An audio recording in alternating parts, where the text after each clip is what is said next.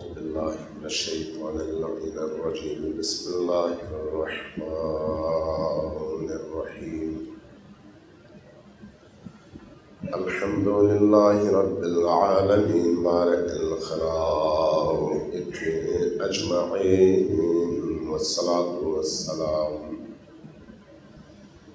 والصلاة والسلام على جميع الأنبياء والمرسلين، سيما من سمي في الآفاق بأحمد وفي الأرض بأبي القاسم محمد.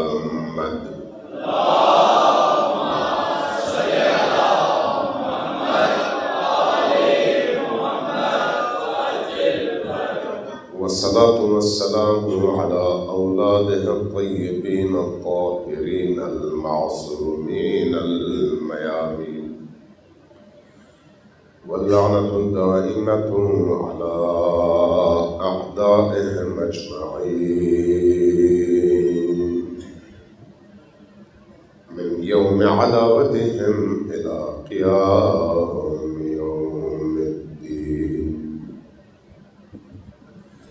أما بعد، فقد قال الله تبارك وتعالى في كتابه المجيد، وهو أصدق القائلين وقوله الحق.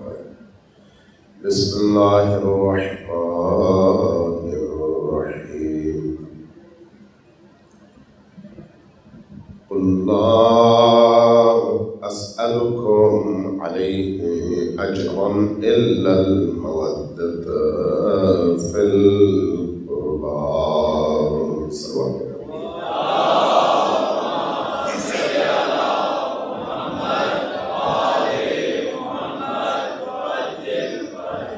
تمام بیماروں کی شفا یابی کے لیے تمام ملتمسین دعاؤں کی قبولیت کے لیے کچھ نام میرے پاس بھیجے گئے ہیں، ان کی خصوصی طور پر بیماروں کی شفا یابی کے لیے سب مل کر 3 بار ذرا اونچی آواز سے وعجل فرجهم کے ساتھ سروات بھیجیے محمد والے.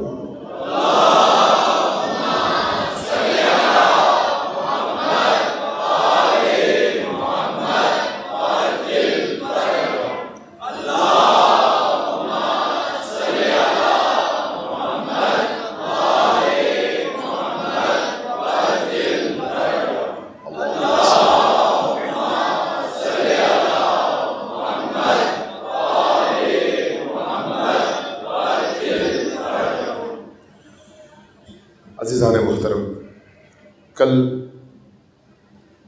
گفتگو یہاں تک پہنچی تھی کہ اہل البیت علیہم السلام ہمیں شعور کے حوالے سے، فکر کے حوالے سے، روح کے حوالے سے اس بلند مقام پر دیکھنا چاہتے ہیں کہ ہماری زبانوں سے نکلنے والی گفتگو یہ بتا سکے کہ ہم کہاں پر کھڑے ہیں، ہماری دعائیں ہماری فکر کی عکاسی کریں، ہمارا عمل ہماری سوچ کی عکاسی کرے.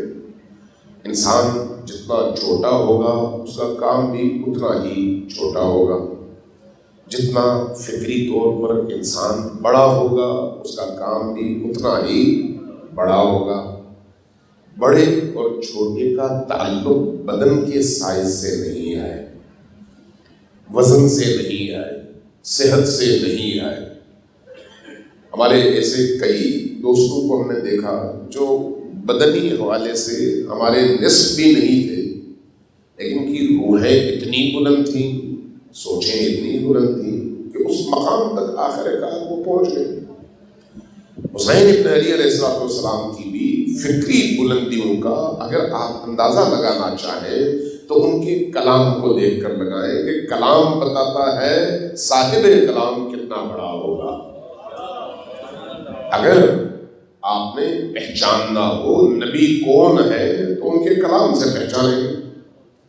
اگر آپ نے پہچاننا ہو اللہ کون ہے تو اللہ کے کلام سے پہچانیں گے. اگر آپ نے پہچاننا ہو علی ابن ابی طالب کون ہے تو آپ ان کے کلام کو پڑھیں گے تو پہچانیں گے.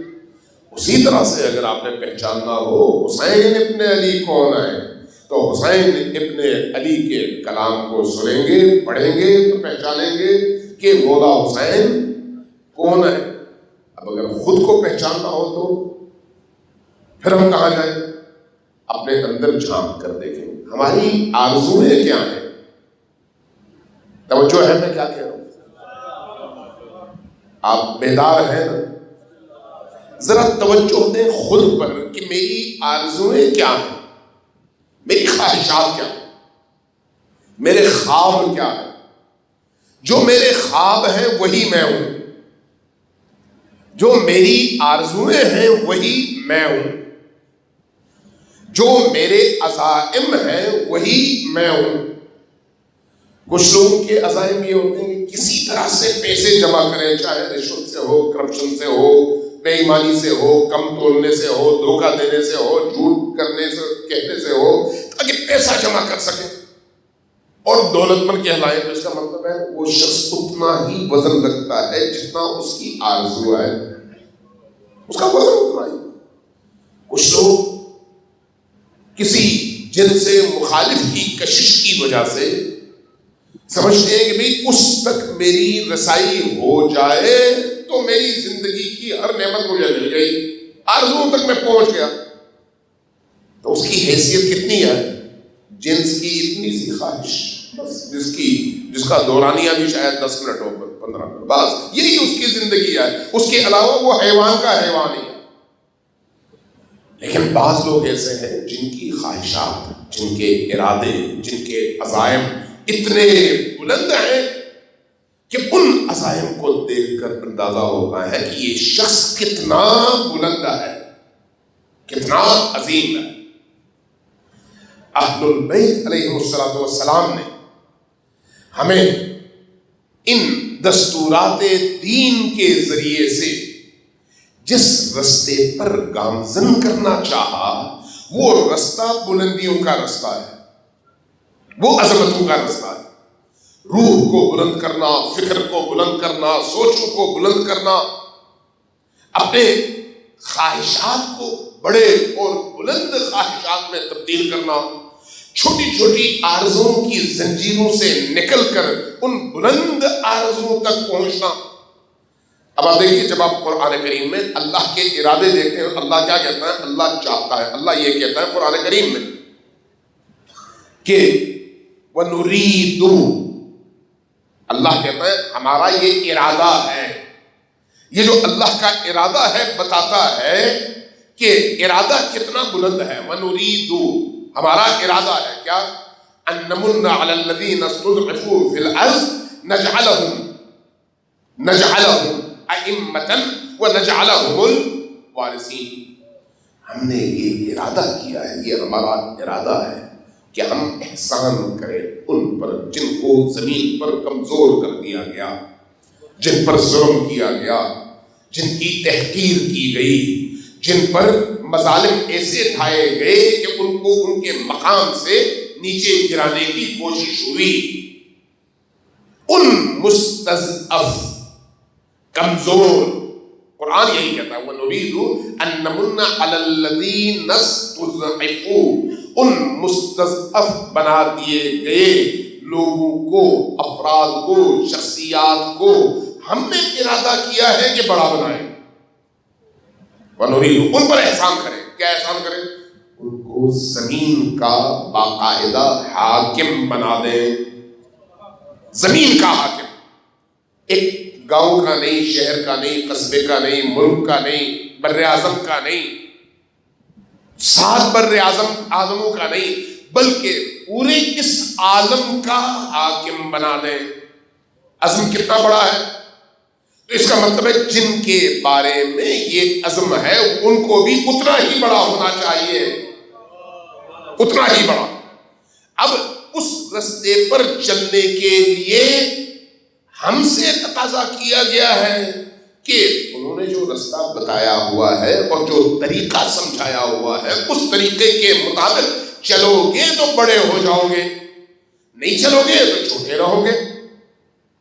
ہر انسان اپنی خواہش کے مطابق بڑا یا چھوٹا ہوتا ہے، اپنی سوچوں کے مطابق. لہذا ائمہ اطہار علیہ السلام جب ہمیں ہدایت کا رستہ بتاتے ہیں، دین کا رستہ بتاتے ہیں، ہمیں یہ سمجھاتے ہیں کہ ایسا کرو اور ایسا نہ کرو، تو جہاں پر وہ کہتے ہیں ایسا کرو وہ ہمارے اونچائی کی طرف پرواز کا رستہ ہے، اور جہاں پر ہمیں کہتے ہیں ایسا نہ کرو وہ ہمارے پستیوں میں گرنے کا رستہ ہے. آپ میں سے کون ایسا ہے جس نے لڈو نہ کھیلا ہو؟ لڈو تو بچپنے میں شاید آپ سب نے کھیلا ہو، اب بھی ہو سکتا ہے بعض لوگ تفریح تباہ کے لیے کھیلتے ہو. تو ایک سیڑھی ہے دوسرا سانپ، ایسا ہی ہے، ایک سیڑھی ہے دوسرا سانپ. دین سیڑھی ہے، بے دینی سانپ. دین کے رستے پر چلو گے تو یوں پرواز کر کے 0 سے 100 تک پہنچو گے. دین چھوڑو گے تو 99 سے 0 پہ آ جاؤ گے. اللہ نے اور اس کے رسول نے اور ائمہ اطہار نے جو رستہ بتایا ہے وہ عروج کا رستہ ہے، ترقی کا رستہ ہے، تکامل کا رستہ ہے. اس دنیا میں بھی تکامل، زندگی میں بھی تکامل، روح میں بھی تکامل، فکر میں بھی تکامل، اور اس عالم میں بھی تکامل. تکامل یعنی کمال کی طرف محو سفر ہونا اور اس کمال تک پہنچنا. یہ جو چھوٹی چھوٹی خواہشات ہیں، جیسے جیسے انسان ان کا اسیر ہوتا چلا جاتا ہے پستیوں میں گرتا چلا جاتا ہے. سلوات بھیجیے محمد والوں.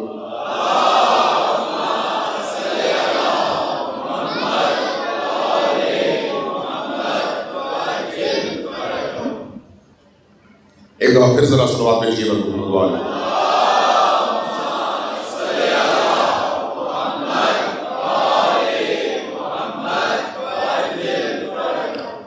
تھوڑی دیر کے لیے تصور کریں، اگر ہم میں سے کوئی بھی فرد اپنا ہاتھ دے اپنے اس مرشد، مولا اور ولی کے ہاتھ میں، کچھ دیر کے لیے اپنا ہاتھ اپنے ولی کے ہاتھ میں دے. ولی چاہے علی کو سمجھے یا علی کے 12ویں بیٹے کو سمجھے، ولی وہی ہے. ان کے ہاتھ میں جب آپ اپنا ہاتھ دیں گے تو آپ بلندیوں کی طرف جائیں گے یا پستیوں کی طرف؟ چونکہ وہ بلند ہے. جب وہ بلند ہے تو آپ اس مقام تک پہنچیں گے. ان سے ہاتھ چھڑائیں گے تو پستیوں کی طرف جائیں گے. مجھے نہیں معلوم یہ واقعہ میں نے آپ سے عرض کیا تھا، جو ایت اللہ نظمہ سیستانی ہے، ان کے والد بزرگوار یہ سید علی ہیں، وہ سید باقر تھے، وہ مجتہد تھے اور مشرق میں ہوتے تھے. ان کے حوالے سے کہیں لکھا تھا کہ جب وہ مشرق میں تھے، زندہ تھے، تو ان کو بڑا شوق تھا امام زمان سے ملنے کا، امام زمان سے ملاقات کا بڑا شوق. اس لیے امام زمان سے ملاقات کے لیے کئی ایک ریاستیں ہیں، کئی ایک اعمال ہیں جن کے انجام کے بعد انسان کو یہ توفیق ملتی ہے کہ اپنے وقت کے امام کی زیارت کر سکے. لہذا انہوں نے ان میں سے ایک عمل کرنا شروع کر دیا. وہ جو عمل ہے وہ 40 بلکہ شاید 48 شب چہارشنبہ بدھ کی راتیں مسلسل ایک عمل ہے. وہ عمل اگر انجام دے انسان تو اپنے وقت کے امام کا دیدار کر سکتا ہے. یہ اس میں موجود لکھا ہے ان کی سوانح عمری میں کہ انہوں نے یہ عمل شروع کیا، خود بھی پاکیزہ آدمی.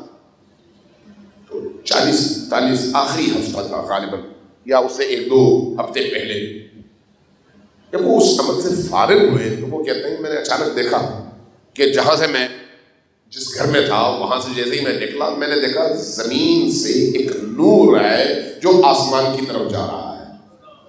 زمین سے ایک نور ہے جو آسمان کی طرف صعود کر رہا ہے، جا رہا ہے. میں نے دیکھتے ہی یہ پہچان لیا کہ یہ نور کوئی زمینی نور نہیں ہے، آسمانی نور ہے. اور یہ نور کسی عام فرد بشر کا نہیں ہے بلکہ اللہ کا خاص نور ہے. کہتے مجھے اندازہ ہو گیا، جیسے ہی اندازہ ہوا میں اس نور کی طرف بھاگا. مشہد کا تذکرہ کرتے ہیں امام رضا علیہ السلام کے شہر. کہتے میں حضور کی طرف بھاگا، مختلف گلیوں سے ہوتے ہوتے ہوتے ہوتے ایک دروازے پر پہنچا تو میں نے دیکھا دروازہ کھلا ہوا ہے، یہ نور اس گھر سے آسمان کی طرف جا رہا ہے۔ مجھے چونکہ معلوم تھا کہ یہ الہی نور ہے اور مجھے یہ نور دکھایا گیا ہے، اس لیے میں بے دھڑک گھر میں داخل ہو گیا۔ جب میں گھر میں داخل ہوا تو میں نے سامنے دیکھا کہ جنازہ پڑا ہوا ہے، اس کے اوپر چادر ہے، نظر نہیں آ رہا اندر نیچے کون ہے، ساتھ میں امام زمان علیہ السلام تشریف فرما ہے۔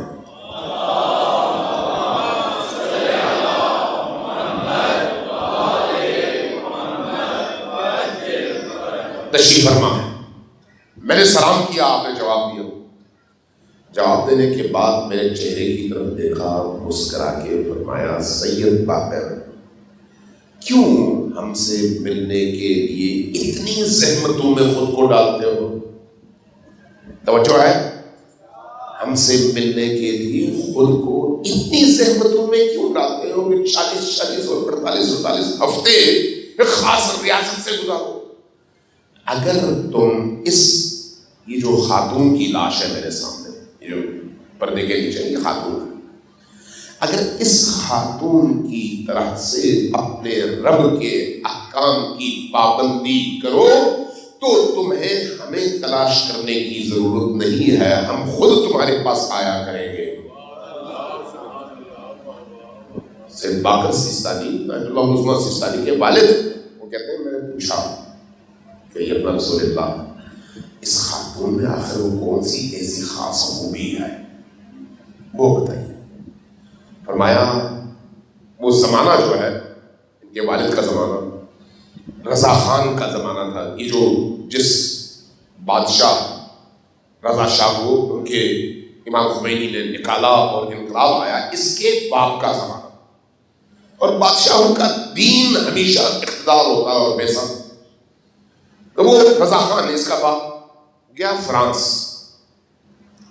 والوں نے اس کو کہا کہ بھئی تم اپنے ملک کے اندر وہی تبدیلی لے کر آؤ جو ہم یہاں پر سرمایہ دارانہ نظام کی تقویت کے بعد یہاں پر لے کر آئے ہیں۔ وہ کیا ہے؟ وہ یہ کہ خواتین کو گھروں سے نکالو۔ کیا کریں؟ خواتین کے پردے پر پابندی لگاؤ، پردہ نہ کریں اور باہر آئیں۔ وہ آیا واپس اپنے ملک، اور واپس آ کے اس نے باقاعدہ تحریک شروع کی، کشف حجاب اتارنے کی تحریک، یہ باقاعدہ تاریخ میں موجود ہے۔ اور اس تحریک کے آغاز کے نتیجے میں جو بھی خاتون گھر سے بازار آتی تو یہ جو حکومتی کارندے تھے، پولیس والے اور باقی فورسز، وہ آ کر زبردستی چادر اتارتے تھے، کہتے تھے اپنا چہرہ دکھاؤ، اپنے بال دکھاؤ، یہ دقیانوسی خیالات گھر میں رکھ کر آؤ۔ پردے کی مخالفت یہ آیا کہاں سے؟ فرانس سے۔ کون لے کر آیا؟ بادشاہ۔ اب جو لوگ دیندار تھے، جو لوگ با غیرت تھے، جو لوگ با امیت تھے، جن کو اللہ کی نوامیز کا خیال تھا، ایسے لوگ ظاہر ہے پھر بہت محتاط ہوئے اور خواتین بھی بڑی محتاط ہوئی۔ تو اب ہوتا یہ تھا کہ جو لوگ ذرا لاؤبالی قسم کے تھے وہ باہر آ جاتے تھے، خواتین بھی، اور جن کے اندر تھوڑا سا جذبہ تھا وہ بہت احتیاط کرتے تھے کہ کہیں ایسا نہ ہو کہ ان کی چادر کھینچی جائے اور اتار لی جائے۔ امام نے فرمایا کہ جس دن سے یہ تحریک شروع ہوئی 7 سال گزر چکے ہیں، 7 سال۔ ان 7 سالوں میں اس خاتون نے اپنے اس گھر کی دہلیز سے باہر قدم اس لیے نہیں رکھا کہ کہیں اس کی چادر اور اس کا حجاب چھن نہ جائے اور اس پر اللہ ناراض نہ ہو۔ توجہ ہے، اگرچہ ہمارے ہاں شاید اس چیز کو زیادہ اہمیت ہم نہ دیں، جس طرح کا ہمارا ماحول اور معاشرہ آگے بڑھتا چلا جا رہا ہے، لیکن یہ اللہ کی ناموس ہے، اللہ کی ناموس۔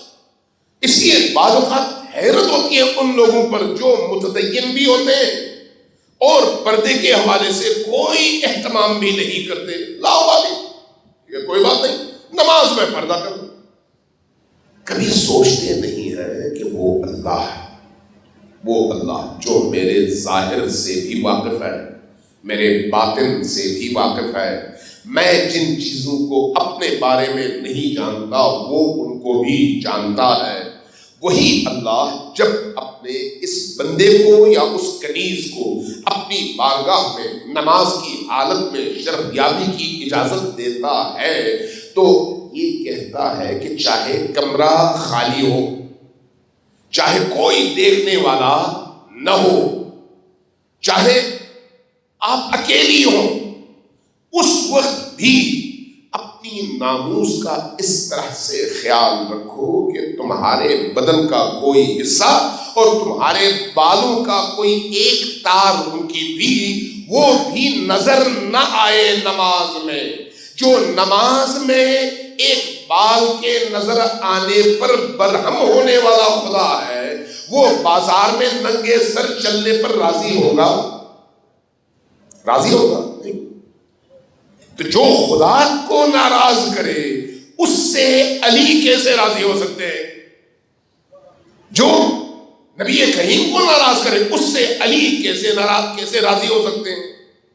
فرمایا یہ خاتون، اس خاتون نے 7 سال اپنے گھر کی دہلیز سے باہر قدم اس لیے نہیں رکھا کہ کہیں اس کا حجاب چھن نہ جائے۔ آج جب اس کے انتقال کا وقت آیا تو اس نے مجھے پکارا، جیسے ہی پکارا میں اس کے سرانے آ گیا۔ اس کا نتیجہ کیا ہے؟ نتیجہ یہ ہے کہ وہ زندگی جس میں خدا اور رسول موجود ہو، وہی زندگی انسان کو ارتقا عطا کرتی ہے، فکر کو بھی اور عمل کو بھی۔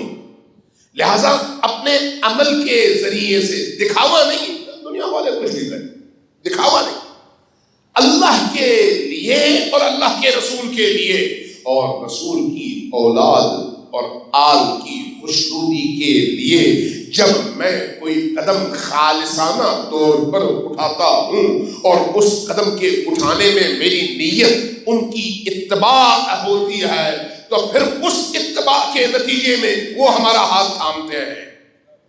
انہوں نے ہمیں راستہ بتایا، اس لیے اللہ تک پہنچنے، رسول اللہ تک پہنچنے، ائمہ اطہار تک پہنچنے کے جو راستے ہیں، ان راستوں میں جہاں جہاں عبادتیں ہیں، ان عبادات اور فرائض میں ایک راستہ دعا کا بھی ہے، دعا کا بھی، اور ایک راستہ ائمہ اطہار سے اپنا تعلق ہمیشہ جوڑتے رہنے کا بھی ہے۔ ان جوڑنے والے رستوں میں ایک راستہ زیارت کا بھی ہے، چاہے اس مقام پر جا کر جہاں پر بدن اطہر مدفون ہے، چاہے گھر بیٹھ کر، دونوں صورتوں میں زیارتیں۔ اور ان زیارتوں میں ایک زیارت وہ ہے جس کو ہم زیارت عاشورہ کہتے ہیں، کل جس کا تذکرہ ہوا، زیارت عاشورہ۔ زیارت عاشورہ کیا ہے؟ اس کی سند کے حوالے سے جب علماء بحث کرتے ہیں تو کہتے ہیں یہ خود امام کا کلام نہیں ہے، یہ خدا کا کلام ہے، حدیث قدسی ہے۔ بہت سارے علماء اس بات کے قائل ہیں کہ زیارت عاشوراء اللہ تبارک و تعالیٰ نے نبی کریم پر یہ زیارت اتاری اور نبی کریم سے پھر اہل البیت اور اہل البیت سے ہوتے ہوتے ہم تک پہنچی ہے۔ اس لیے قدیم الایام میں اسی زیارت کو، جب یہ نیٹ ورک نہیں تھا، جب سوشل میڈیا نہیں تھا، جب انٹرنیٹ نہیں تھا، جب کتابوں کی اس طرح کی فراوانی نہیں تھی، چھاپ خانے نہیں تھے، تو اس زمانے میں یہ زیارت لوگوں کے سینہ بسینہ دوسروں تک منتقل ہوتی تھی، اس کے کلمات منتقل ہوتے تھے، لیکن ہر بندے کو نہیں، بلکہ صرف اور صرف ان کو جو محافظ اسرار آل محمد ہوں، محافظ اسرار آل محمد، کیونکہ اس زیارت میں ایک طرف تبلا ہے، دوسری طرف تبرع ہے، اور تبلا اور تبرع کا مطلب سمجھنے کی ضرورت ہے، چونکہ اس کے مضامین انتہائی اعلیٰ ہیں، انتہائی اعلیٰ۔ اس لیے جب اس زیارت کی بات آتی ہے تو اس زیارت کے خواص، آپ جا کر کہیں پر بھی تحقیق کر لیں، آپ کو اندازہ ہوگا کہ اس کی خصوصیات میں سے اتنی زیادہ خصوصیات بیان کی گئی ہیں کہ جس کی حد نہیں ہے۔ ہر دعا، ہر خواہش اس طرح کی اس زیارت کے پڑھنے اور اس کے آداب کا خیال رکھ کر پڑھنے سے وہ دعا قبول ہو جاتی ہے. زیارت عاشورہ. اب اسی زیارت عاشورہ کو ہم کس لیے استعمال کرتے ہیں؟ جہاں جہاں میں نے دیکھا، میں نے لوگوں سے پوچھا، لوگوں سے بات کی، لوگوں نے مجھ سے پوچھا، جب میں نے ان کا مزاج دیکھا، ان کے خیالات دیکھے، تو پتہ چلا کہ زیارت عاشورہ کی صورت میں ان کے پاس ہیرا ہے، لیکن اس ہیرے سے جو کام لیتے ہیں وہ بادام اور اخروٹ توڑنے کا کام ہے. بھئی ہیرا قیمتی ہے، بادام اور اخروٹ توڑنے کے لیے پتھر کافی ہے. ہیرے سے یہ کام نہیں لیا جاتا، ہیرے سے ہیرے والا کام لیا جاتا ہے. زیارت عاشورہ انسان کو اس مادی حیوانی زندگی کے دلدل سے نکال کر ملکوت اعلیٰ تک پہنچانے کا کام کرتی ہے. زیارت عاشورہ فکر انسانی کے ارتقاء کا ذریعہ ہے، روح انسانی کے ارتقاء کا ذریعہ ہے. اس لیے جب آپ زیارت عاشورہ کو اس کے مقاصد اور اس میں موجود کلمات اور مفاہیم کے حوالے سے پڑھتے ہیں تو اس نتیجے پر پہنچتے ہیں کہ یہ زیارت تو کچھ اور کہتی ہے، ہم نے اس زیارت کو کہیں اور استعمال کرنا شروع کر دیا ہے. یہ زیارت، کل میں نے شاید آپ سے عرض کیا تھا کہ کم از کم 17 مقامات اور 17 مراتب کو یہ زیارت بیان کر رہی ہے، جس میں ہم اللہ سے تقاضا کرتے ہیں اور دعا کرتے ہیں کہ خدایا میں یہ زیارت اگر پڑھ رہا ہوں تو اس لیے پڑھ رہا ہوں، اور اس میں میرا مطالبہ یہ ہے. وہ کون سے مطالبات ہیں؟ وہ میں آج کرتا ہوں. صلوات بھیجیے محمد وآل محمد.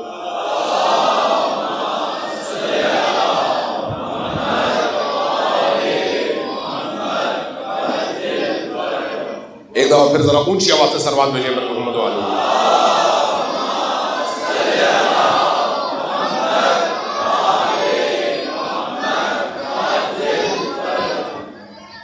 مادی دنیا میں رہتے ہوئے یہ جو چونکہ آج کل ازاداری کا ایام ہے نا، اس لیے میں اسی ترتیب سے کچھ نکات آپ کی خدمت میں عرض کرتا ہوں کہ زیارت عاشورہ جب آپ پڑھتے ہیں تو اس میں اللہ تبارک و تعالیٰ سے جو دعائیں آپ مانگ رہے ہوتے ہیں، آپ نہیں مانگ رہے، اللہ نے یہ طریقہ سکھایا. رسول اللہ اور رسول اللہ کی اولاد نے یہ طریقہ سکھایا، یہ مانگو. باقی چیزیں مانگتے رہو لیکن یہ مانگو، جو ضروری چیز ہے وہ یہ ہے. سب سے پہلی چیز جو مانگنے کا حکم ہے وہ کیا ہے؟ وہ یہ ہے کہ خدا مجھے وہ طاقت دے جس کے نتیجے میں منتقم خون حسین بن کر معاشرے میں کھڑا ہو جاؤں. ذرا تصور کیجئے، منتقم خون حسین بننا، یعنی وہ درجہ انسان کا، وہ مقام جو مخصوص ہے امام زمان کے ساتھ. چونکہ امام زمان کے حوالے سے یہ روایات میں ہے کہ وہ منتقم خون حسین ہے. اور زیارت میں ہم اللہ سے یہ دعا کرتے ہیں کہ خدایا مجھے یہ رزق عطا فرما. رزق کون سا رزق؟ منتقم خون حسین بننے کا رزق، بننے کی، یعنی خود یہ روزی ہے. بعض اوقات ہم جب عام زندگی میں رزق کی بات کرتے ہیں تو ہم سمجھتے ہیں کہ وہ جو کھانا ہمیں ملتا ہے وہ رزق ہے، پانی جو ہمیں ملتا ہے وہ رزق ہے. نہیں بھائی، زندگی میں توفیق جو بھی آپ کو ملے وہ رزق ہے.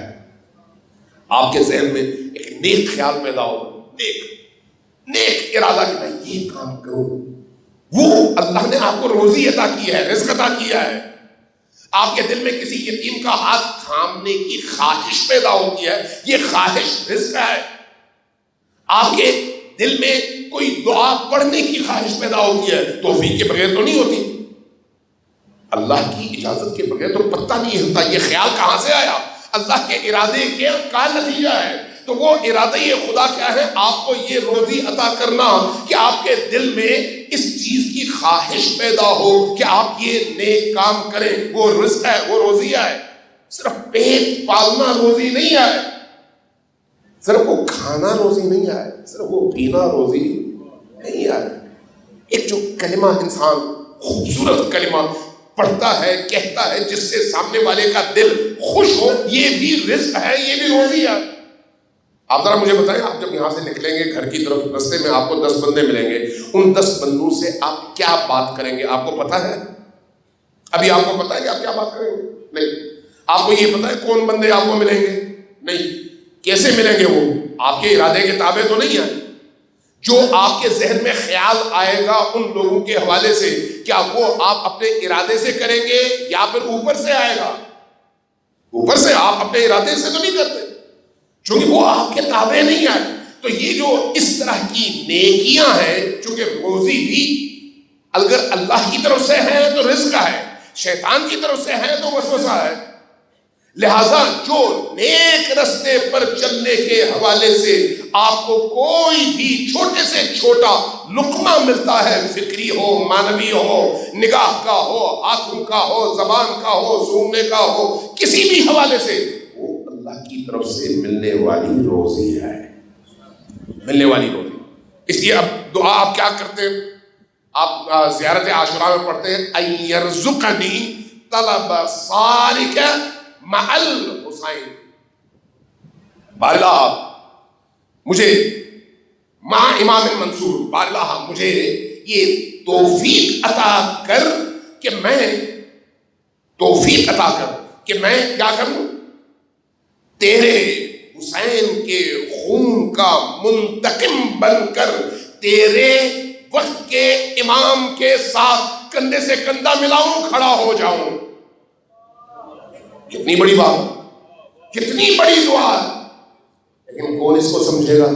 جس کو اللہ نے یہ شعور عطا کیا ہو۔ صلوات علیہ وسلم۔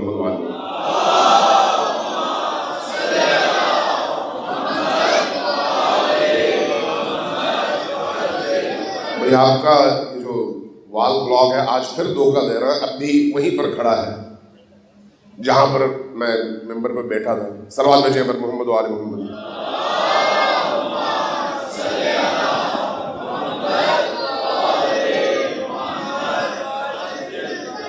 ابھی دیکھیں یہ کتنی بڑی دعا ہے کہ انسان روزی طلب نہیں کر رہا، کھانا طلب نہیں کر رہا، پیسہ طلب نہیں کر رہا، روٹی طلب نہیں کر رہا، عمر طلب نہیں کر رہا، کوئی اور مادی چیز طلب نہیں کر رہا۔ طلب اگر کر رہا ہے زیارت عاشوراء میں حسین ابن علی کی نسبت سے، تو وہ کیا ہے؟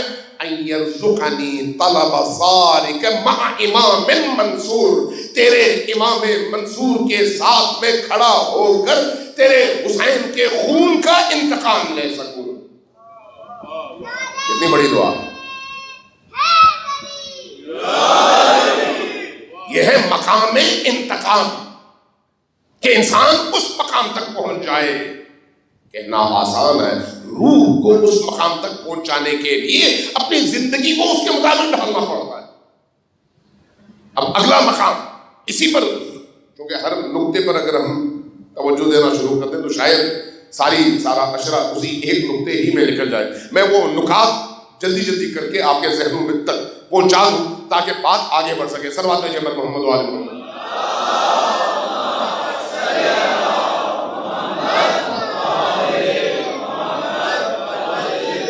اس کے بعد اگلا مقام ہم دعا کرتے ہیں اسی زیارت عاشوراء میں، ان یجعلنی معکم فی الدنیا والآخرہ، مقام معیت علی و آل علی۔ مقام معیت، مقام معیت کا کیا مطلب ہے؟ قرآن کریم میں دیکھیں آپ، قرآن کریم میں محمد الرسول اللہ، قرآن کریم کی آیت ہے والذین معہ، اور جو لوگ ان کے ساتھ ہیں، اشداء علی الکفار، کفار کے مقابلے میں سخت اور فولاد ہیں، رحماء بینہم، آپس میں انتہائی رحیم، انتہائی کریم اور انتہائی نرم ہے۔ یہ مقام کس کا ہے؟ ان کا جو نبی کے ساتھ تھے۔ اس سے دیگر ہمارے مسلمان بھائی استفادہ کرتے ہیں کہ تمام صحابہ ایسے تھے، لیکن ظاہر ہے قرآن کی آیت نفی کرتی ہے۔ قرآن کہتا ہے کہ نہیں، ایسا نہیں ہے، یہ مقام معیت انہی اصحاب میں سے کچھ کو حاصل ہے، ہر ایک کو حاصل نہیں ہے۔ اسی طرح جس طرح سے خود نبی کریم کے ارد گرد موجود اصحاب میں سے کچھ کو حاصل ہے سب کو نہیں، اسی طرح سے ہم دعا کر رہے ہیں ان یجعلنی معکم فی الدنیا وفی الآخرہ یا فی الآخرہ۔ اللہ ہمیں یہ توفیق دے کہ ہم اس دنیا میں بھی علی اور آل علی کے ساتھ ہوں، اور اس دنیا میں بھی علی اور آل علی کے ساتھ ہوں۔ یہ مقام معیت ہے، کتنا بڑا مقام ہے۔ اس مقام تک پہنچنے کے لیے قابلیت شرط ہے یا نہیں؟ بغیر قابلیت کے انسان اس مقام تک پہنچ سکتا ہے کہ علی کے ساتھ کھڑا ہو سکے؟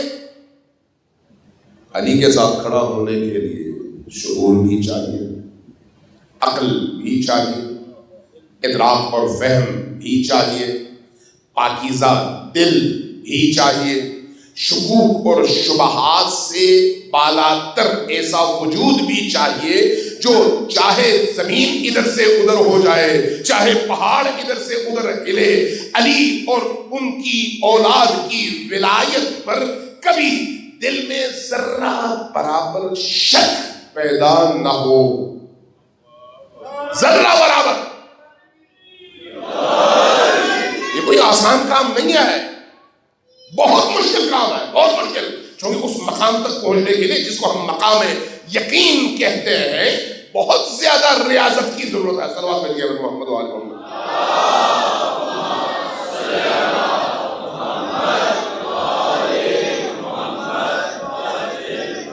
ان یجعلنی معکم فی الدنیا والآخرہ، یہ مقام معیت ہے۔ اسی طرح سے آپ دعا کرتے ہیں اللہم اجعلنی عندک وجیہا بالحسین علیہ السلام۔ مقام وجاہت، وہ مقام جہاں پر میں اتنا پاکیزہ بن جاؤں۔ یہ مقام وجاہت کیا ہے؟ دعائے توسل آپ پڑھتے ہیں، دعائے توسل میں آپ کیا پڑھتے ہیں؟ یا وجیہا عند اللہ، یہی پڑھتے ہیں، اشفع لنا عند اللہ، اے وہ ہستی جو مقام وجاہت پر فائز ہے، جس کے چہرے کا اللہ کی بارگاہ میں اعتبار ہے، جس کی صورت، جس کے چہرے اور جس کی آبرو کو اللہ تبارک و تعالیٰ رد نہیں کرتا۔ جب وہ دیکھتے ہیں تو ان کا دیکھنا اللہ کی طرف سے قابل قبول ہے اور وہ منظور کر لیتا ہے ان کی نگاہوں کو دیکھ کر ہی، اس لیے کہ وہ مقام وجاہت پر ہے۔ یا وجیہا عند اللہ، اے وہ ہستیاں جو اللہ کی بارگاہ میں وجاہت کے اس مقام پر ہیں، آپ ہماری شفاعت کریں، اشفع لنا عند اللہ، اللہ کی بارگاہ میں ہماری شفاعت کریں۔ زیارت عاشوراء میں آپ کیا کہتے ہیں؟ زیارت عاشوراء میں کہتے ہیں کہ میں نے حسین کا دامن پکڑا ہے، حسین کا دامن پکڑنے کے بعد میں نے اپنی زندگی کو پاکیزہ کر دیا ہے، اب میں اپنے اندر وہ استعداد اور وہ کیفیت پیدا کرنا چاہتا ہوں جس کے ذریعے سے اس مقام تک پہنچوں جس کو مقام وجاہت کہتے ہیں۔ اور جب انسان اس مقام پر پہنچتا ہے تو اس کے نتیجے میں ارد گرد کے دوسرے لوگوں کی شفاعت کرنے کا اختیار بھی اللہ اس کو عطا کرتا ہے۔ کیسے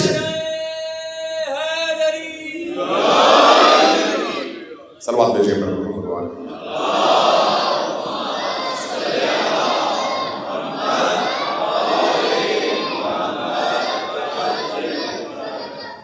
انسان اس مقام وجاہت تک پہنچنے کے لیے کیا کرے کہ اللہ اس کو اس مقام پر قبول کر لے؟ آپ جب شہداء کو دیکھتے ہیں، شہداء کون ہیں؟ وہ جنہوں نے اپنی زندگی پاکیزہ گزاری اور جب ان کے سامنے حق اور باطل کا رستہ سامنے آیا تو انہوں نے حق کی خاطر باطل کے رستے کو ٹھکرایا اور اس کی قیمت کے طور پر اپنا سر پیش کر دیا۔ وہ شہداء، جب ایک انسان اس مقام تک پہنچ جائے کہ اپنی جان خوشی سے، ارادے سے، ذاتی طور پر نہیں، خود یہ ایک بحث ہے، اس پر کبھی اگر خدا نے توفیق دی تو بحث ہوگی، گفتگو ہوگی، لیکن جو شخص شعور کے ساتھ، ارادے کے ساتھ ایسا سفر کرتا ہے، ایسی راہ پر چلتا ہے جس کے نتیجے میں اس کی جان کو خطرہ ہوتا ہے، اور اس خطرے کو وہ خندہ پیشانی سے قبول کر کے جان ہتھیلی پر رکھ کر حق کے رستے کے دفاع کے لیے اس رستے سے ذرہ برابر ادھر اور ادھر ہلتا نہیں ہے، ہٹتا نہیں ہے، اور نتیجتاً اس کی جان لے لی جاتی ہے اور اس کا سر کٹتا ہے، اور اس کے بدن کے خون کا پہلا قطرہ زمین پر گرتا ہے، تو اللہ کے رسول کا یہ وعدہ ہے کہ اس کے بدن سے گرنے والے پہلے قطرے خون کا نتیجہ، پہلے قطرے خون کا، پہلے جو پہلا قطرہ نکلتا ہے، باقی ابھی باقی ہے، پہلا جو قطرہ گرتا ہے اس قطرے کا نتیجہ یہ ہے کہ اللہ اس کے تو سارے گناہ معاف کر دیتا ہے، اور اس کے بعد باقی پھر اس کے درجات ہیں۔ ان درجات کے نتیجے میں جب یہی شہید بہشت کے دروازے پر کھڑا ہوتا ہے اور جب اس کو فرشتہ کہتا ہے کہ تم شہید ہو، تم جنت میں داخل ہو جاؤ، تو وہ کہتا ہے میں اکیلے جنت میں نہیں جاؤں گا۔ جب وہ کہتا ہے میں اکیلے جنت میں نہیں جاؤں گا، تو پھر فرشتے اللہ کی طرف متوجہ ہوتے ہیں۔ یہ ہماری مستند احادیث ہے، اللہ کی طرف متوجہ ہوتے ہیں۔ بارگاہ ہم کیا کریں؟ یہ شہید کا یہ کہتا ہے کہ میں جنت میں داخل تو ہو جاؤں لیکن اکیلے نہیں ہوں گا۔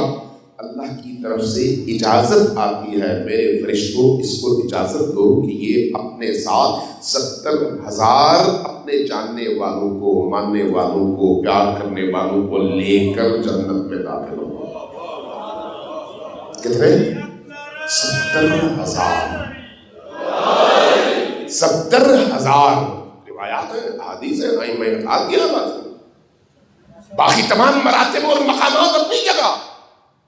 اس لیے حدیث میں نبی کریم نے فرمایا کہ فوق کل بر بر حتی یقتل الرجل فی سبیل اللہ، ہر نیکی سے بڑی ایک نیکی ہے۔ نماز سے بڑھ کر بھی ہو سکتا ہے کوئی نیکی ہو، روزے سے بڑھ کر بھی ہو سکتا ہے کوئی نیکی ہو، حج سے بڑھ کر بھی ہو سکتا ہے کوئی نیکی ہو، صدقات سے بڑھ کر بھی ہو سکتا ہے کوئی نیکی ہو۔ جس طرح سے انسانوں میں فرق ہے درجات میں، جس طرح سے انبیاء میں فرق ہے درجات میں، جس طرح سے کتابوں میں فرق ہے درجات میں، اسی طرح سے عبادات میں بھی فرق ہے درجات میں۔ ایک عبادت کمتر ہے، دوسری عبادت اس سے برتر ہے، تیسری اس سے برتر ہے، چوتھی اس سے برتر ہے۔ ہر عبادت کے اوپر کوئی اور عبادت ہے، ہر نیکی کے اوپر کوئی اور نیکی ہے، لیکن جب انسان خالصانہ طور پر اپنی جان طبق اخلاص میں رکھ کر اپنے اس جان آفرین کی بارگاہ میں پیش کرتا ہے، تو اس سے بڑھ کر اس عالم میں کوئی نیکی نہیں ہے۔ اس لیے جب شہید اللہ کی بارگاہ میں پہنچتا ہے تو اللہ تبارک و تعالیٰ اس کی اسی عظیم نیکی کے عوض اس کو وہ مقام دیتا ہے کہ وہ اکیلے نہیں 70,000 لوگوں کو اپنے ساتھ لے کر جنت میں داخل ہوتا ہے۔ جو شہید اپنے ساتھ 70,000 ان لوگوں کو لے کر داخل ہوتا ہے جن کو شفاعت کی ضرورت ہے۔ وہ نہیں جن کو شفاعت کی ضرورت نہیں ہے خود بھی جنت میں جا سکتے تھے، نہیں، جو خود جنت میں جا سکتے تھے ان کو پھر شہید کی ضرورت کیا ہے؟ بات ان کی ہو رہی ہے جن کو جنت میں جانے کے لیے کسی شفیع کی شفاعت کی ضرورت ہے۔ تو یہ شہید اس مقام کا ہے کہ وہ اپنے ساتھ 70,000 لوگوں کو لے کر جنت میں داخل ہوگا۔ اب اس سے اگلی بات سنیے، اس سے اگلی بات خود نبی کریم نے فرمایا، کیا فرمایا؟ مداد العلماء افضل من دماء الشہداء۔ اللہ تبارک و تعالی نے اہل دل ربانی علماء کو، ربانی مجھ جیسے نہیں، یہ ذہن میں رکھیں، ہم جیسے نہیں، یہ ذہن میں رکھیں، کہیں کسی کو یہ شائبہ پیدا نہیں ہو کہ جس نے سر پہ امامہ رکھ دیا، جس نے بدن پہ کوئی ابا قبا پہن لی، وہ اس آیت کی مصداق ہے، حدیث کی مصداق ہے۔ نہیں، وہ جو علماء ربانی ہیں، فرمایا کہ یہ جو شہداء کا خون ہے، ان شہداء کے خون کے درجات کو بیان کرتے ہوئے کہ مداد العلماء افضل من دماء الشہداء، وہ جو علماء ربانی ہیں ان کے قلم کی سیاہی اس شہید کے خون سے زیادہ قیمتی ہے. یہ کیوں ہے بھائی؟ یہ کیوں ہے؟ یہ کیوں ہے کہ ان علماء ربانی کے قلم کی سیاہی جس سے وہ لکھتے ہیں وہ ان شہداء کے خون سے زیادہ قیمتی ہے؟ وہ کیوں ہے؟ اس لیے کہ اسی قلم کی سیاہی سے لکھی جانے والی آیات الہی اور احادیث نبوی اور ائمہ کو سن اور پڑھ کر ایک شخص ترقی کرتے ہوئے اس مقام تک پہنچتا ہے کہ شہید کہلا سکے. اس مقام تک پہنچانے کا ذریعہ کیا ہے؟ مداد العلماء. جیسے امام خمینی کی ذات تھی، جیسے خدا السیستانی ہے، جیسے بڑے بڑے ہمارے اکابر خالص ترین پاکیزہ ترین اولیاء اللہ غیر معصوم، لیکن ان احادیث کی روشنی میں ان کے قلم کی سیاہی شہید پرور ہے. شہید پرور. جب ایک شہید 70,000 گناہگاروں کی شفاعت کر سکتا ہے تو پھر ایسے علماء کتنے لوگوں کی شفاعت کریں گے؟ احادیث کے احادیث. اس مقام تک پہنچنے کے لیے انسان کی زندگی کو پاکیزہ ہونا چاہیے، اور زندگی کی پاکیزگی کے نتیجے میں فکر بھی وہاں پہنچتی ہے اور انسان کا عمل بھی اس مقام تک پہنچتا ہے. اور جب عمل اور فکر یکسانیت کے ساتھ ہم سفر ہو کر اس مقام تک پہنچ جائے تو پھر انسان اس مقام پر پہنچ کر اللہ سے دعا کرتا ہے کہ خدایا مجھے یہ توفیق عطا کر کہ تیری حجت کی معیت میں کندھے سے کندھا لگا کر کھڑا ہو سکوں. آسان تو نہیں ہے، آسان تو نہیں ہے. صلوات بھیجیں اونچی آواز سے بر محمد و آل محمد.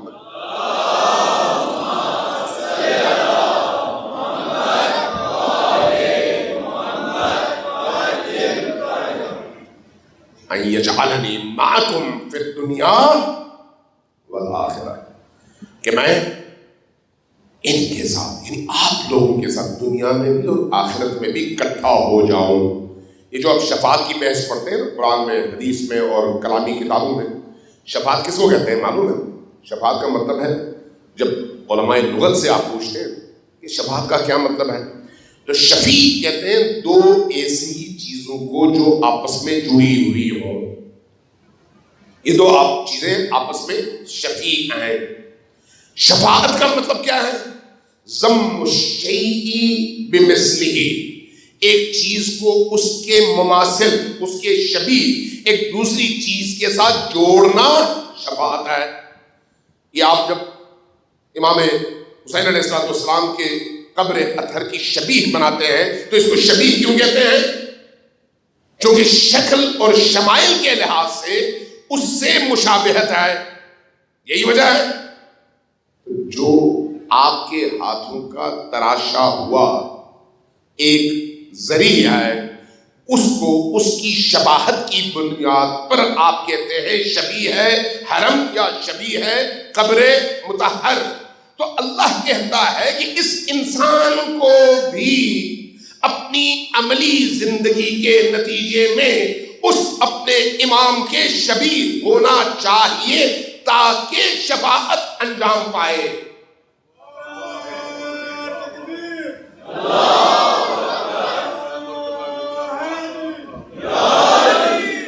یہ تو نہیں ہو سکتا کہ انسان کا رخ مغرب کی طرف ہو، امام مشرق میں ہو اور کہا جائے نہیں میں تو امام کے ساتھ ہوں. نہیں، جدھر امام کا رخ ہے ادھر مأموم کا رخ.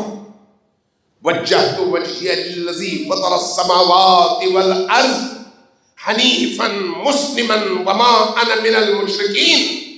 جب انسان اپنے رب کے لیے میدان میں کھڑا ہوتا ہے تو اس کی فکر بھی رب کی ہوتی ہے، سوچ بھی رب کی ہوتی ہے، چہرہ بھی رب کی طرف ہوتا ہے، قدم بھی رب کی طرف اٹھتا ہے.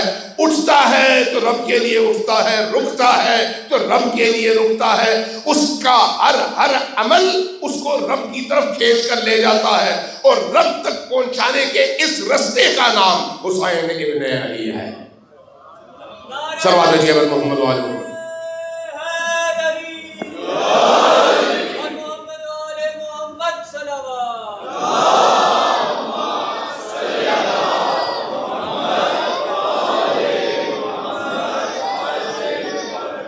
یہ یاد رکھیے کہ اس رستے پر چلنے کے لیے بہت ساری شرط کے ساتھ انسان کو زنجیروں سے آزاد بھی ہونا چاہیے. زنجیریں ہوں تو انسان آزاد بھی ہوتا ہے. زنجیر کبھی بیوی کی زنجیر ہوتی ہے، کبھی بچوں کی زنجیر ہوتی ہے، کبھی پیسوں کی زنجیر ہوتی ہے، کبھی جائیداد کی زنجیر ہوتی ہے، کبھی پلاٹس کی زنجیر ہوتی ہے، کبھی شہرت کی زنجیر ہوتی ہے، کبھی لوگوں کے درمیان محبوبیت کی زنجیر ہوتی ہے، اور کبھی یہ ساری زنجیریں نشہ ہیں. نشہ، اور یہ نشہ بعض اوقات علم کا بھی ہوتا ہے. یعنی اس لیے ہر عالم سے دھوکہ نہیں کھانا چاہیے. علم کا نشہ ان تمام نشوں سے زیادہ سنگین اور زیادہ بھاری ہے، زیادہ بھاری. امام صادق علیہ السلام کی حدیث میں عرض کر رہا ہوں آپ سے، اپنی طرف سے کوئی جملہ نہیں کہہ رہا، کہ یہ جو نشے ہیں، چرس بھی نشہ ہے، افیون بھی نشہ ہے، شہرت بھی نشہ ہے، طاقت بھی نشہ ہے. طاقت کے نشے کے مظاہر تو آپ ہمیشہ دیکھتے ہیں پاکستان کے اندر، ٹھیک ہے. اسی طرح سے شہرت بھی نشہ ہے. شہرت کے نشے کے اثرات بھی آپ اپنے ارد گرد دیکھیں، سوشل میڈیا میں دیکھیں، آپ کو اندازہ ہو جائے گا. بعض لوگ اپنے آپ کو ننگا کر کے شہرت حاصل کرنے کی کوشش کرتے ہیں نشے کی وجہ سے. ان کو پتہ نہیں چلتا کہ بھئی وہ اپنے ساتھ کر کے آ رہے ہیں.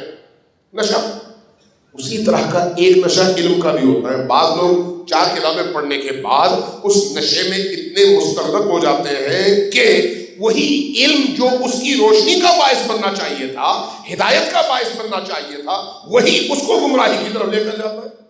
وہی علم. صرف یہ علم کی بات نہیں ہے، قرآن بھی ایسا ہی ہے. بَنُنَزِّلُ مَا هُوَ، قرآن کریم کی آیات پر آپ غور کریں. میں اس لیے اکثر کہا کرتا ہوں جب آپ قرآن پڑھتے ہیں تو اس کی آیات پر بھی ذرا غور کر لیا کریں. ما هو شفاء، اللہ تبارک و تعالیٰ نے قرآن کو شفاء صدور، قلوب کے شفاء کے لیے اتارا ہے. وَلَا يَزِيدُ الظَّالِمِينَ إِلَّا خَسَارًا. لیکن جب انسان اپنے آپ پر ظلم کرتا ہے تو یہی قرآن اس کی گمراہی میں اضافہ کرتا ہے. تو یہی قرآن ہے، ادھر ہدایت کا سبب ہے اور ادھر گمراہی میں اضافے کا. اسی طرح سے علم ہے، اسی طرح سے یہی عزاداری آپ لیں، نماز آپ لیں، روزہ آپ لیں، حتیٰ نماز شب آپ لیں. بعض اوقات نماز شب انسان کو جہنم لے کر جاتی ہے. کیوں؟ اس لیے کہ اسی نماز شب کے نتیجے میں اپنے آپ کو آپ دوسروں سے برتر سمجھنے لگتے ہیں کہ بھئی میں تو نماز شب پڑھنے والا آدمی ہوں، میں تو ان سے بہتر ہوں، وہ تو اپنی واجب نماز بھی بڑی مشکل سے پڑھتا ہے، میں تو آدھی رات کو اٹھ کر نیازیں اللہ کی بارگاہ میں جبین نیاز پیش کرتا ہوں، روتا ہوں، دھوتا ہوں اور سجدے کرتا ہوں، رکوع کرتا ہوں، قرآن پڑھتا ہوں. مجھ جیسا کہاں؟ جہاں یہ خیال پیدا ہوا آپ وہ جو 100 تھا 100 سے گرے اور 0 پہ پہنچ گئے. چونکہ جبکہ یہ عبادت تھی، لیکن یہی عبادت اس کو گرانے کا سبب بنی. اس لیے تمام امور جو اس دنیا میں ہے وہ جہاں انسان کے عروج کا سبب ہے، وہیں پر ہلکی سی گمراہی وہی چیز انسان کو نیچے کی طرف لے کر جاتی ہے. صلوات بھیجے پر محمد و آل محمد.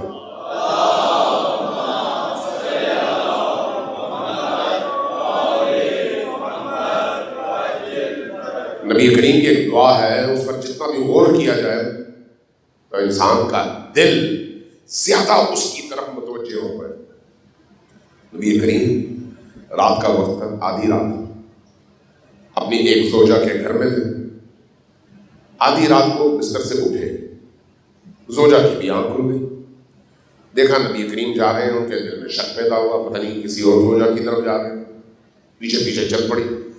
نبی کریم نکلے اپنے اس حجرے سے، سیدھا گئے بقیع کے قبرستان میں. آدھی رات کا وقت، قبرستان کا رخ، آج کی طرح روشنیاں تو نہیں تھیں، گم اندھیرا. قبور کے درمیان جا کر تشریف فرما ہوئے، قبلے کی طرف رخ کیا، پیشانی زمین پر رکھی اور اس کے بعد ایک دعا پڑھی. الہی لا تکلنی الی نفسی طرفۃ عین ابدا، خدایا مجھے ایک لمحے کے لیے بھی اپنے نفس کی مرضی پر نہ چھوڑنا، ایک لمحے کے لیے۔ یہ آسان نہیں ہے۔ حضرت یوسف کی قرآن کریم میں زلیخا کے حوالے سے جو دعا ہے، جو آیت قرآن کریم کا حصہ ہے، وہ کیا ہے؟ وما ابرئ نفسی ان النفس لامارۃ بالسوء، میں اپنے نفس کو بری قرار نہیں دیتا، چونکہ یہ نفس چیز ہی ایسی ہے کہ اس کو بس موقع ملنا چاہیے انسان کو گرانے کے لیے، جیسے ہی موقع ملا انسان گر گیا۔ اس لیے کوئی بھی شخص مستثنا نہیں ہے، معصومین ہیں، مستثنا ہیں، لیکن ہمیں وہ بتا رہے ہیں کہ بھئی کوئی شخص اپنے آپ کو محفوظ نہ سمجھے، ہمیشہ متمسک رہے، ہمیشہ دامن تھامے رکھے۔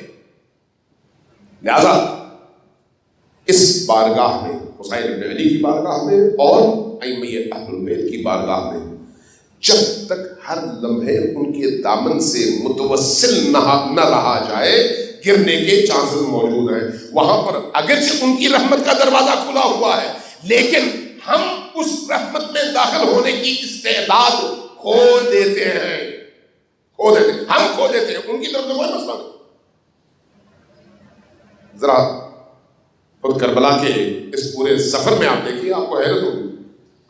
امام حسین علیہ السلام مدینہ سے چلے اور کوفہ پہنچتے پہنچتے یا کربلا پہنچتے پہنچتے بڑے بڑے واقعات ہوئے۔ ان میں سے ایک واقعہ بڑا عجیب ہے، بڑا ہی عجیب۔ یہاں پر ہر انسان اپنے آپ کو اس ترازو میں رکھ کر تولنا شروع کر دے۔ امام حسین علیہ السلام سفر میں ایک جگہ پہنچے تو دیکھا ایک بہت بڑا باغ ہے اور اندر مختلف قسم کے درخت ہیں، مختلف قسم کے میوہ پھل لگے ہوئے ہیں اور کھیت کے کھیت ہیں، بڑا زرخیز اور بہت زبردست۔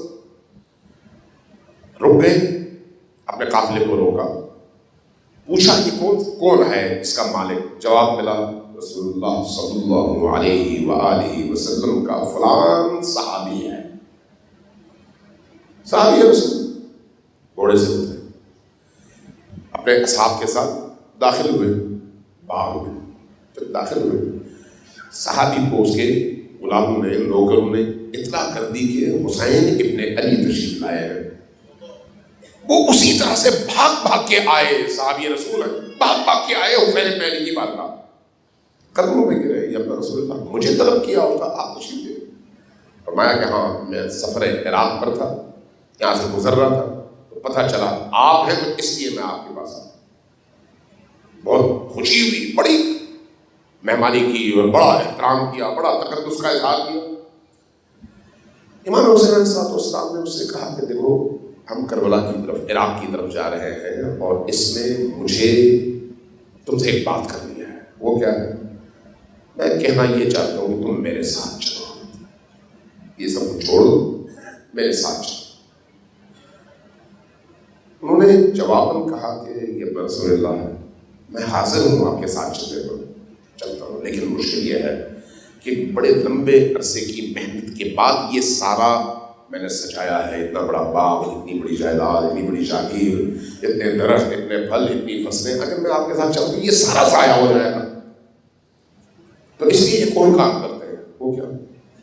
وہ یہ کہ میں اپنی تلوار آپ کی خدمت میں پیش کرتا ہوں، اپنا گھوڑا آپ کی خدمت میں پیش کرتا ہوں، تاکہ ہماری طرف سے جو حصہ ہے وہ ڈل جائے۔ عام طور پر لوگ کرتے ہیں، ہمارا حصہ یہ ہے کہ ڈل جائے۔ امام نے جواب فرمایا کہ دیکھو نہ مجھے تمہاری تلوار کی ضرورت ہے، نہ مجھے تمہارے گھوڑے کی ضرورت ہے، مجھے تمہاری بھی ضرورت نہیں ہے، حسین بے نیاز ہے۔ یہ ضرورت تمہاری تھی کہ میں تمہیں اس گند اور دلدل سے باہر نکالوں، اس لیے میں نے تمہاری خاطر تمہیں دعوت دی تھی۔ اگر تم خود اس سے نکلنا نہیں چاہتے ہیں تو تمہاری مرضی۔ چپ، امام پڑھ گئے، جیسے ہی باہر جانے لگے پیچھے سے آواز دی، اپنا رسول اللہ، آپ رسول اللہ کے فرزند ہیں۔ میں یہاں پر ایک مشکل ہے، وہ کیا؟ یہاں پر جتنے بھی کنویں میں نے کھودے ہیں اس میں سے جتنا پانی نکلتا ہے وہ کھارا ہے، تو کیا ایسا ہو سکتا ہے کہ میرا کھارا پانی میٹھا ہو جائے؟ امام نے فرمایا کہ ہاں کیوں نہیں ہو سکتا ہے، مجھے لے کے چلو کنویں تک لے کر گئے۔ امام نے ڈول میں پانی نکالا، اپنا لعاب دہن اس پانی میں ڈالا، پانی ڈول کا انڈیل دیا، فرمایا جاؤ تمہارے کنویں کا پانی میٹھا ہو گیا، اور خود امام نکل آئے باہر۔ عزیزان من، ہمیں اپنے آپ کو اس کسوٹی اور اس ترازو پر رکھ کر تولنے کی ضرورت ہے کہ ہم امام حسین سے اپنے کنویں کا پانی میٹھا کرانا چاہتے ہیں یا حسین کے ساتھ کندھے سے کندھا ملانا چاہتے ہیں۔ سوچیے اس پر، سوچیے۔ کندھے سے کندھا ملانے کے لیے ہر چیز دینی پڑتی ہے، لیکن اگر کوئی یہ چاہے کہ اس کے کنویں کا پانی میٹھا ہو تو یہ کوئی مشکل کام نہیں ہے۔ کنویں کا پانی، میری روزی، میری نوکری، میری اولاد، میرے لیے گھر، میرے لیے قرآن، یہ ساری چیزیں مل جاتی ہیں، لیکن ان کے نتیجے میں حسین نہیں ملتے۔ حسین اگر مل جائیں تو پھر ان چیزوں کی قیمت نہیں رہتی، قیمت باقی نہیں رہتی۔ اس لیے حسین باہر آئے، لیکن وہ صاحب باہر حسین کے ساتھ نہ آ سکے۔ لیکن اسی کے مقابلے میں ایک اور واقعہ ہے، وہ بڑا عجیب ہے، اس کے بالکل برعکس۔ غالباً سلبیہ کے مقام پر، چونکہ روایات مختلف ہیں، حسین بن علی کا قافلہ آگے بڑھا، ایک جگہ شام ہونے کو تھا تو رک گیا، آپ نے پڑاؤ ڈالا، دیکھا دور ایک خیمہ نظر آ رہا ہے، ایک خیمہ۔ اس خیمے تک تقریباً کوئی کلومیٹر کا یا اتنا ہی کوئی فاصلہ ہے۔ آپ گھوڑے سے اترے، سواریاں وہاں پر اتریں، وہاں پر خیمے لگ گئے، اور اس کے بعد اپنے ساتھ کچھ ساتھیوں کو لیا، چل پڑے اس خیمے کی طرف۔ وہاں پر پہنچے، دیکھا ایک بوڑھی خاتون ہے، اپنی بہو کے ساتھ ہے۔ سلام کیا، اس نے جواب کہا تم کون ہو؟ کہا ہم مسیحی ہیں، عیسائی۔ کہا یہاں پر؟ کہا ہم یہاں سے گزر رہے تھے، ہم نے سفر پہ جانا تھا۔ صرف تم دو خواتین؟ کہا نہیں، ہمارے ساتھ بھیڑ بکریاں بھی ہیں، ہمارا جو بیٹا ہے، اس میری بہو کا شوہر، میرا بیٹا، وہ گیا ہوا ہے تاکہ ان اپنے حیوانات کو پانی پلا سکے، تو کچھ دیر میں آتا ہوگا۔ کہا تو یہاں پر؟ کہا یہاں پر ایک کنواں تھا، لیکن اس میں پانی جو ہے وہ کھارا ہے، میٹھا نہیں ہے، اس لیے وہ میٹھے پانی کی تلاش میں گیا ہو۔ فرمایا تم نے مجھے پہچانا؟ کہا نہیں۔ کہا میں محمد رسول اللہ کا نواسا حسین ابن علی ہوں۔ کہا اچھا آپ حسین ابن علی ہیں؟ فرمایا کہا جب تمہارا بیٹا واپس آ جائے تو اس سے کہنا کہ میرا خیمہ سامنے ہے، میرے پاس آ جائے۔ کہا اچھا۔ فرمایا کوئی تمہاری خواہش بھی ہے؟ کہا یہ کنویں کا پانی اگر میٹھا ہو جائے تو چلنے والوں اور گزرنے والوں کی مدد ہو جائے۔ آپ نے جا کر وہاں پر وہی عمل کیا، پانی میٹھا ہو گیا، واپس چلے گئے، اپنے خیمے میں پہنچے۔ کچھ دیر گزری، رات ہوئی، ان کا بیٹا گھر آیا، یعنی اسی خیمے میں، دیکھا والدہ اور بیوی جو ہے بتا رہی ہیں کہ اس طرح سے انتہائی نورانی شخصیت۔ جب ان کو ہم نے دیکھا تو لگا جیسے حضرت مسیح تشریف لائے ہیں۔ یہ تاریخ کے الفاظ ہیں جو میں آپ کی خدمت میں بیان کرنا چاہتا ہوں۔ لگا جیسے حضرت عیسیٰ مسیح تشریف لائے ہیں، ان کے آنے سے ہمارے گھر کی فضا بدل گئی، نورانی ہو گئی۔ تو بیٹے نے پوچھا پھر کیا ہوا؟ کہا انہوں نے ہمارا پانی بھی میٹھا کر دیا۔ کہا پھر کیا ہوا؟ کہا کہ انہوں نے فرمایا کہ جب تمہارا بیٹا واپس آ جائے تو اس سے کہنا ذرا خیمے میں آ کر مجھ سے مل لے۔ کہا ماں میں جا رہا ہوں۔ جب کہا میں جا رہا ہوں تو والدہ نے کہا بیٹا مجھے بھی لے کر جاؤ۔ بیوی نے کہا نہیں مجھے بھی لے کر جاؤ۔ تاریخ کہتی ہے کہ اس جوان کی شادی 23 یا 24 ذی الحج میں ہوئی تھی، عاشور سے ٹوٹل 17 دن پہلے، اور یہ اپنی دلہن اور والدہ کو لے کر نکلا ہوا تھا۔ اس مقام پر یہ ٹکراؤ اور یہ ملاقات ہوئی، اور رات میں یہ جوان اپنی والدہ اور اپنی زوجہ کو لے کر حسین ابن علی کے خیمے میں آئے، جیسے ہی حسین ابن علی کے چہرے پر نگاہ پڑی سجدے میں گر گئے، قدموں میں گر گئے. مولا جب آپ نے یہ لطف فرمایا ہے کہ ہمارے خیمے میں آ جائیں تو اب ہمیں یہ اجازت دیں کہ ہم آپ کے ساتھ اس سفر میں ساتھ دیں اور شریک ہو جائیں. کہا اچھا تو مسیحی ہو کہا میں آج کلمہ پڑھتا ہوں، اشہد ان لا الہ الا اللہ واشہد ان محمد رسول اللہ. کلمہ پڑھا اور مسلمان ہو گئے. نام کیا ہے؟ وہب، وہب ابن وہب. لیکن تاریخ میں لکھا ہے کہ اس وہب کو اللہ تبارک و تعالیٰ کے اس ولی اور حجت نے وہاں پر نام دیا عبداللہ کا، عبداللہ ابن وہب کعبی. اب یہ جوان ساتھ میں قافلے کے ہے اور کربلا پہنچتا ہے کتنے دنوں میں؟ زیادہ سے زیادہ 4 دن، زیادہ سے زیادہ.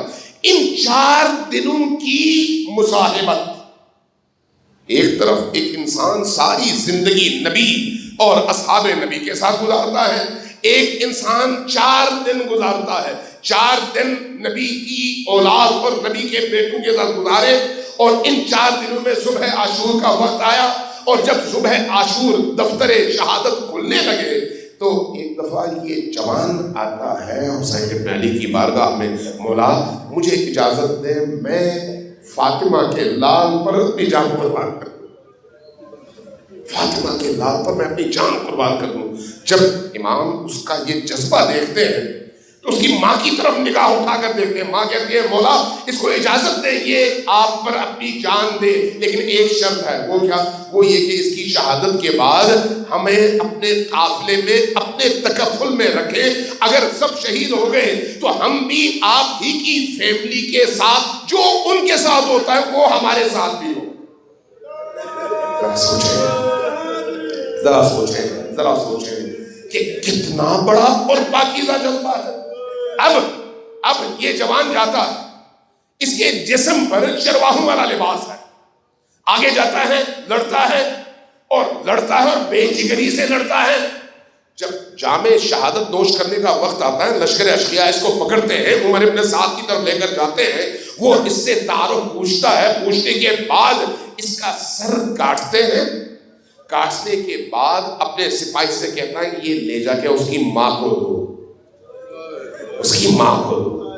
وہ آتا ہے خیمہ حسینی کے قریب اور اس کی ماں کی طرف یوں پھینک دیتا ہے. یہ ماں اپنے جوان بیٹے کے کٹے ہوئے سر کو دیکھتی ہے، جا کر اٹھاتی ہے، اٹھا کر ایک بوسہ دینے کے بعد کہتی ہے ہم نے جو سر حسین پر وارا ہے وہ واپس نہیں لیتے، واپس انہی کی طرف پھینک دیتی ہے، انہی کی طرف پھینک دیتی ہے. جیسے ہی یہ سر ادھر گرتا ہے وہ ادھر حملہ آور ہوتے ہیں. اس کیفیت میں یہ ماں عمود خیمہ کو اکھاڑتی ہے اور جس نے حسین ابن علی کے اس عاشق پر وار کیا تھا جا کر اس کے سر پر وار کرتی ہے اور اس کو فنار کر دیتی ہے. اور جب اس کو فنار کرتی ہے تو ادھر سے لشکر یزید کے سپاہی آتے ہیں اور اس خاتون پر حملہ کر کے اس کو تلوار سے ٹکڑوں میں تقسیم کر دیتے ہیں. کربلا کی پہلی شہیدہ خاتون ہے، پہلی شہیدہ خاتون.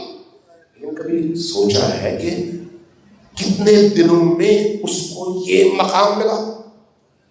کتنے دن؟ ٹوٹل 4. جس حسین کی مصاحبت میں ایک انسان 4 دنوں میں اس مقام تک پہنچ جائے، اس حسین کا دامن تھامنے والے کہاں تک پہنچیں گے؟ ساری عمر جو اس پر روتے رہے ہوں. یہ اپنے اشکوں کو بے فائدہ نہ سمجھیں. یہ جو آپ کی آنکھوں سے ایک اشک کا قطرہ نکلتا ہے، میں روایت بتا رہا ہوں کہ شیخ عباس قمی نے یہ بیان کیا ہے، بعض دیگر بڑے بڑے محدثین نے بیان کیا ہے کہ حسین ابن علی پر گرنے والا ایک قطرے اشک انسان کی زندگی کے تمام گناہوں کو صاف کر دیتا ہے. تمام گناہوں. آیت اللہ بہجت کہا کرتے تھے کہ حسین پر اشک بہاؤ تمہارے گناہ دھل جائیں گے، حسین سے عشق کرو تمہارے گناہ دھل جائیں گے.